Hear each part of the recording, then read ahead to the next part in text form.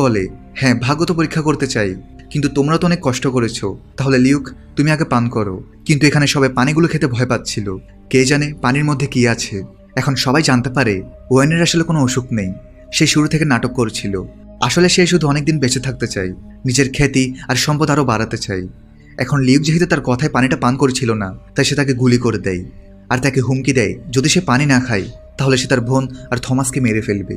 তাই না চাইতেও লিউক পানিটা পান করতে চায়, তবে তার হাত থেকে রক্তের এক ফোঁটা সেখানে পড়ে, যার ফলে সঙ্গে সঙ্গেই সেখানে পানি বাড়তে শুরু করে আর সেই পানিগুলো লিউককে জড়িয়ে ধরে হাওয়ায় ভাসিয়ে ফেলে। এখন লিউক পানিটি পান করতে পারবে, যার ফলে লিউক তার যৌবন বহু বছর ধরে ধরে রাখতে পারবে। কিন্তু লিউক যখন সে পানিটি পান করতেই যাবে, তখনই তার সামনে কিছু দৃশ্য ভেসে ওঠে, যেখানে সে দেখে যদি সে পানি খায় তাহলে সে পৃথিবীতে যাকে বেশি ভালোবাসে, অর্থাৎ তার বোন আর ভাতিজা, তারা দুজন বিদ্ধ হয়ে মারা যাবে আর তাদের বদলে লিউক বেঁচে থাকতে পারবে।